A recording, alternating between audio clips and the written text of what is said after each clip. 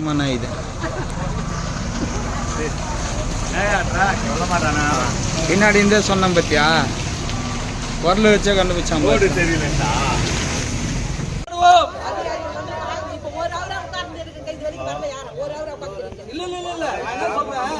ஒரு ஆள் இருக்கு ரெண்டு ஆள் இருக்கு ரெண்டு இல்ல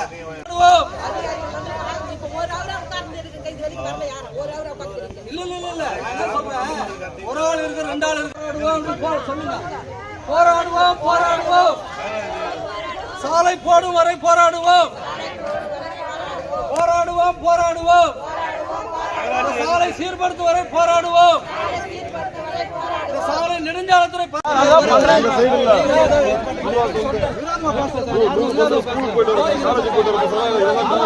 அவங்க தான் சார் பிரச்சனையே பண்றாங்க.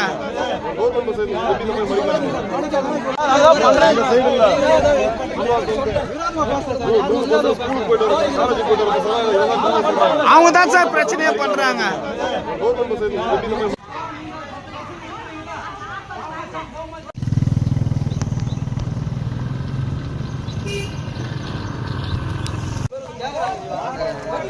போலீஸ் வந்து நம்ம ஜன தடுத்ததை தவிர இதுக்கு உண்டான வழி இல்லை, அது யாரும் பாக்குறது இல்லை.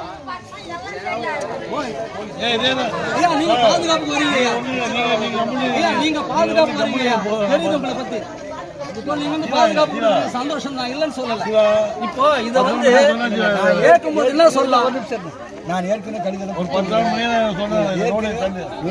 கடிதம் கொடுத்துருக்கிறேன். நான் தான் இது இன்ஸ்ட்ரக்ஷன் சொல்லி நான் தான் பண்ண போறேன் தான் அறிவிச்சேன். பிரச்சனை இல்லை, எல்லாம் பேசி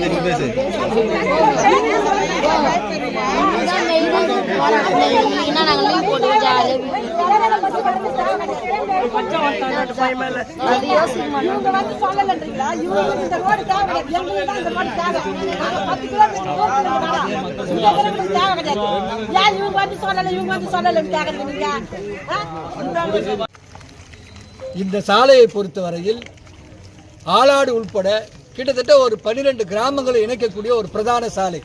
இந்த சாலையை போட்டு கிட்டத்தட்ட இன்னும் ஒரு 1.5 ஆண்டுகள் கூட ஆகலை.